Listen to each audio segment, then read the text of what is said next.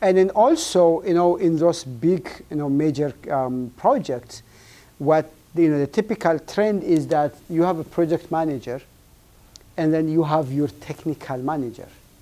It's called technical PM.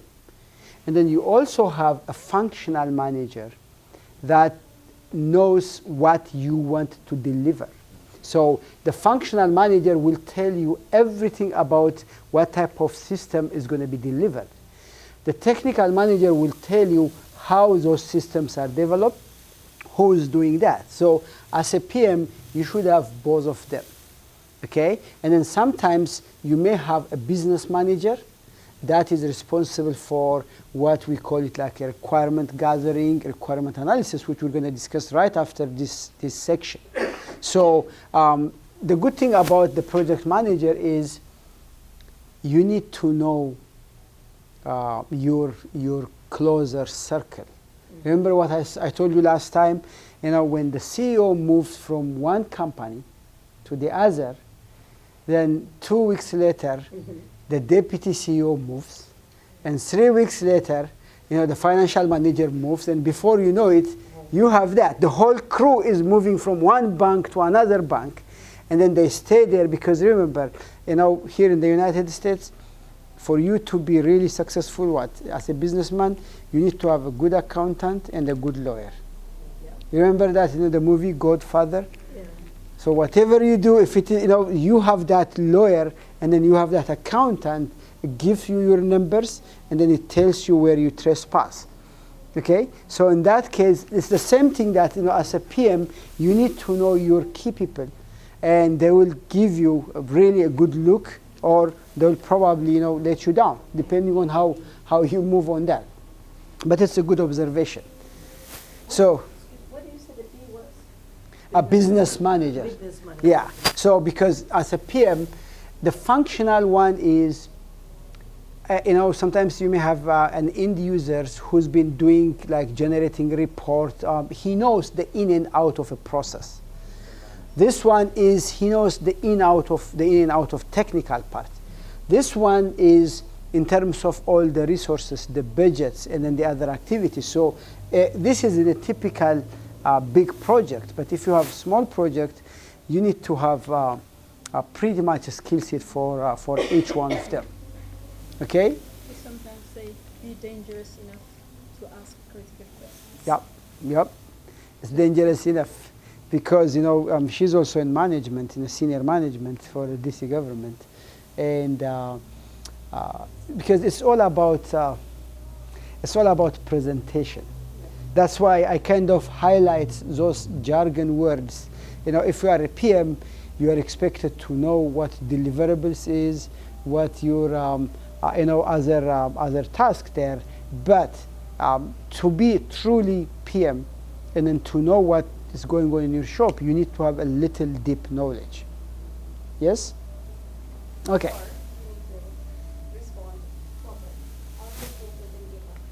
Yeah. Because sometimes you may. So here is the deal. I don't want to put you in the spot.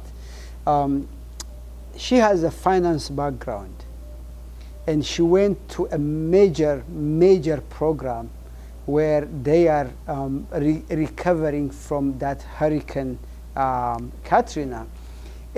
And she was managing not only the finance, she was managing also the IT department, and she was managing the procurement, and all of a sudden, she has to make those decisions on the fly. Okay? So that's kind of an exceptional case, but if you are you may be exposed to get to that higher level. What helps you is how you kind of see things together, because you don't need to panic.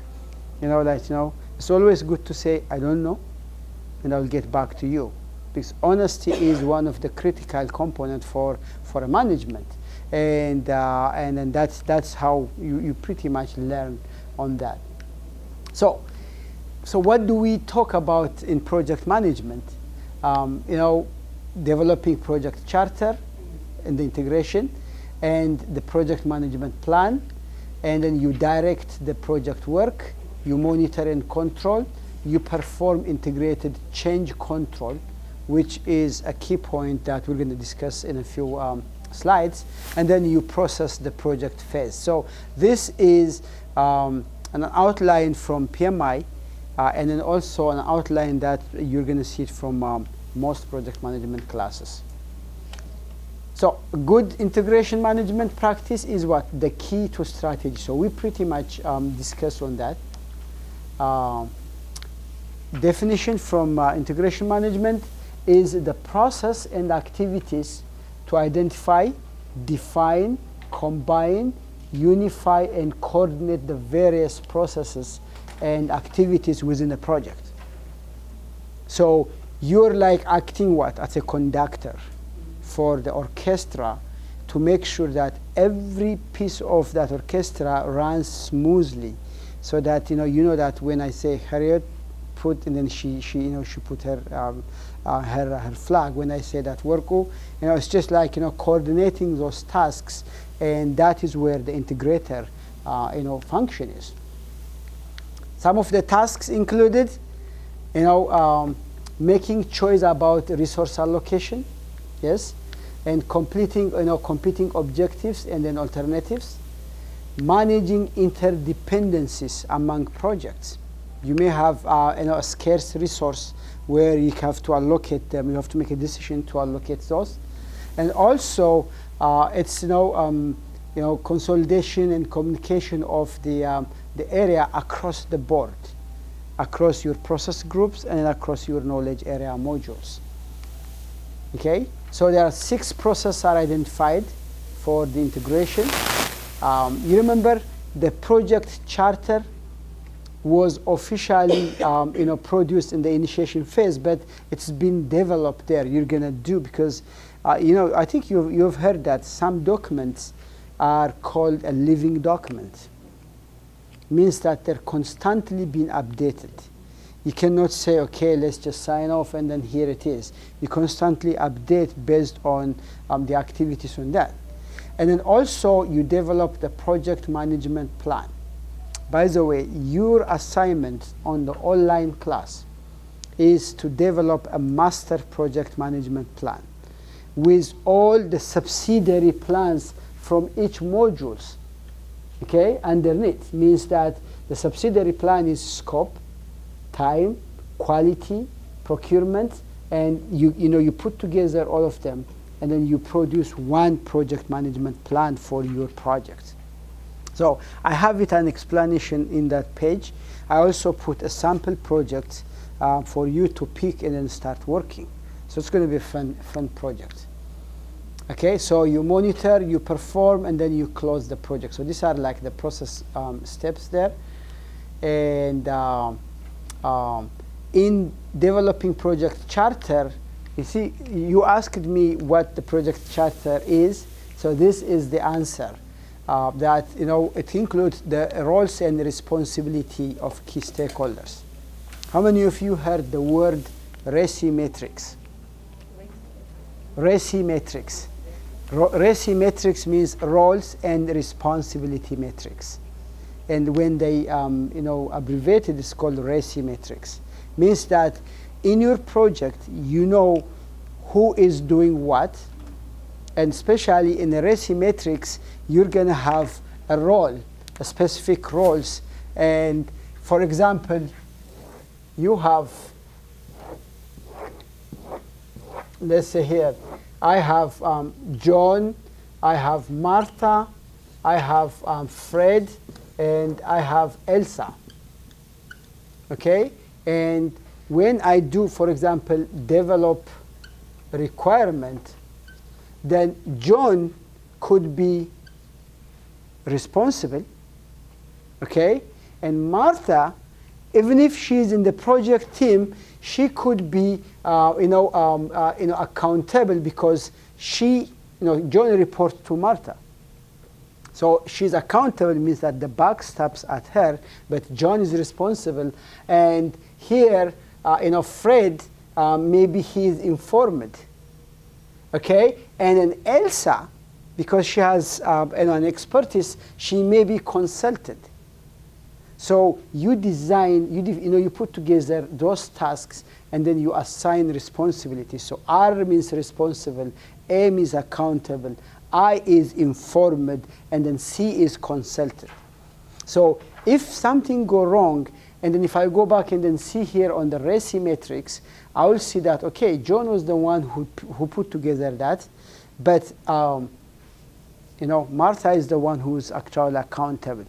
So in your project charter, you develop that roles and responsibility. That's why when you see here roles and responsibility of key stakeholders, okay? And not only that, you put another one here as your key stakeholders, maybe the owner, okay? And owner has also his or her own responsibilities. So this is what you call it roles and RACI matrix. Okay, so RACI matrix is that where you have those responsibilities really listed out, and you find it in your project charters. Also, your project sponsors and then their power and an interest. Question. So every person in the project falls under one of these categories, yes. either R, A, or yes. IT. Yes, Regardless yes, of regardless of what. Okay. Because remember, they're not saying that we're, the list role, the project team is that being informed, okay? And consulted means that you have an expert power, and then people will, will show you. But pretty much, responsible and accountables are the one where really make that decision and then going that. So, in any management, okay, this is not only in project management, but also, and then this one, and then there is also another chart in strategic management. The SWOT analysis. Yeah, the SWOT analysis, the strengths, weakness, opportunity and threat. Okay, for every task you do that SWOT analysis, and then you see that if there is any strengths, you maximize it. If there is any weakness, then you try to do a room for improvement. So these are kind of a common management strategy where you define the role of your people on that. Of course, in your charter, a high-level scope. Okay, let's go to moon. That's the high-level scope. How we go to the moon, it's a different story. You have to break it down into the area. And also decision-making hierarchy. That 7-8 page document, you say that if the project requires a budget change over $50,000, then the sponsor will be responsible. Project manager will be responsible for any decision that is under $50,000. So you pretty much align the decision-making hierarchy, because when the project goes a little bit out of scope, then you have to go back and then make that decision, and everything is listed in the charter. And also the partnerships agreement between performing and requesting organization, you listed them. Because remember, in those organizational structure, especially in the functional or in the metrics, you not only need your project manager, but also you need the other functional organizations that have, in project management, we call it a dog in the fight. Means that you have your stake, and then you have to make sure that your stake is pretty much protected. So now this is what I was telling you, that your assignment, develop a project management plan. Okay, so this is the process of defining, preparing and coordinating all subsidiary plans and integrating them into a comprehensive project management plan. When I first started in one of the projects, I was given this big PMP. It's called Project Management Plan. And when you just go through it, it covers every single task you're supposed to do. And ever since, I used that book as my model to go out and then start a different project, because in each one of them, it's clearly listed, what is the roles and what the responsibilities, what need to be delivered, and how each one of these deliver. It also creates, it's a central document that defines the basis of all project work. So when I say basis, what do you mean? What do you understand that? The starting point. You remember you have, I think in scope management, we're going to discuss that once you agree with the customer, you develop a baseline, yes? Okay, sometimes we call it the ground zero. Then anything you go from there is using that base as a reference. So your PMP sets all of those baseline in terms of cost, in terms of resource, in terms of everything. But as you move on, you may see a delta in each one of them, and that's why you go in and adjust. That's why we said it is a living document. Okay, see, actually here, as a living document, the content of the plans are created and updated throughout the life cycle of the project. And combined with the integrated change control, this document will be a reference point for the project. So now you have a base document here, okay? But if there is any change from any deviation from the base, what do? Do you accept it right away? No. What do? You go back and then review, and then that's called, there are different boards that will review, and one of them is called CCB. It's called Change Control Board. So if your project is 10% of your baseline, then you have to go back and then explain the CCB and then get additional funding. Otherwise, this baseline probably is a $10 million, and then probably like 2 years, but by year one, if you spend almost $9 million, then there is a problem, yes? So that's why this plus the integrated change control management system will give you your comfort zone. So combined with the integrated change control, this document will be the reference point for the entire project and program. So that's why if you develop your PMP, so the assignments I gave you on the website is I put 5 different projects. And then you will be assuming a project manager position, and you develop the project management plan.